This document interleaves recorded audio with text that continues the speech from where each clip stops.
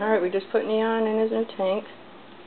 Yes, it's empty, but I really wanted to get him in there because the traveling tank he was in is only a 10-gallon, and that's what we use. That's what we call his moving tank when we move. He gets stuck in that for a while until we get to where we're going.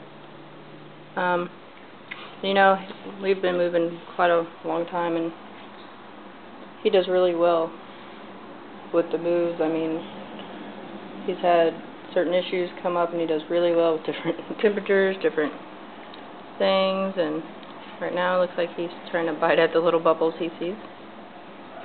And I'm hoping within the next few days we will get, I have his rocks, but I need to clean them because I want them to be cleaned. I found this really cool piece of driftwood, and I'm going to go get more rocks at Seaside within the next couple of weeks, but I will, the rocks I have now, I'll use, get them clean and put them in here. But I'm going to put some sand in here this time. I'm going to venture out and try some sand. Yeah. And I think we're going to do some sand and some rocks on it. And then I found some driftwood the last time I went to Seaside, the ocean. I don't know, I don't remember which beach we were on, but I found a nice good piece of driftwood that I need to clean up before I put in. I'm going to put that in here for him also.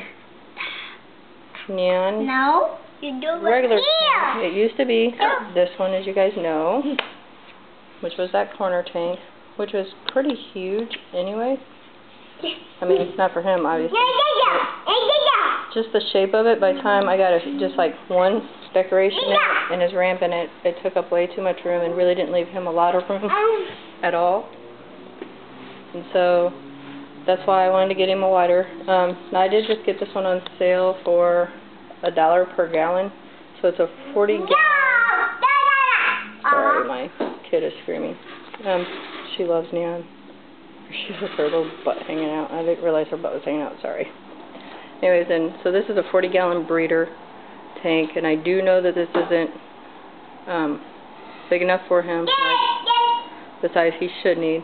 But this will be a better alternative for him for a couple months, because I want to have a custom tank built for him, or to find one in the dimensions I want, because I like the width, like kind of like this. This is the reason I went with this one instead of a 55, because I basically hate the 55 gallons because they're so skinny.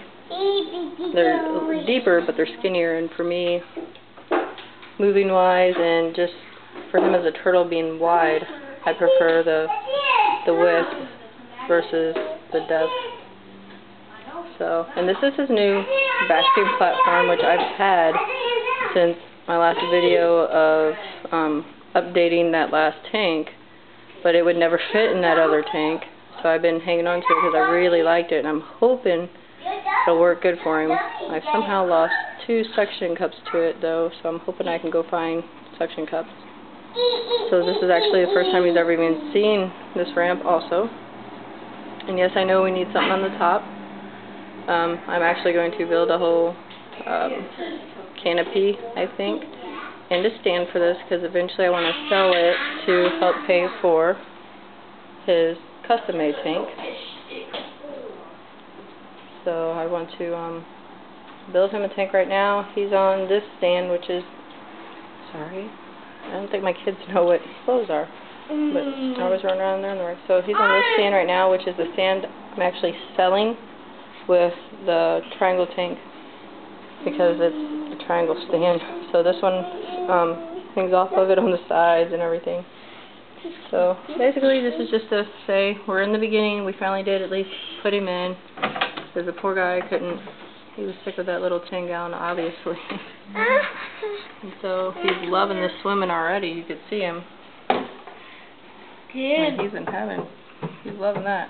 Not loving that the kids are banging on the stand, but he's really good though. The kids, they love the kids. He comes up to the tank. He probably thinks that they're food, but he'll come up when we feed him to get food from us. He's only tried to bite me a few times, but it's not really a bite, it's just more of a play bite. Oh, heck, he may be biting, but I would think it'd be harder. So, but when I clean his tank, normally he'll come up and try to nibble at me or play or see if I have food.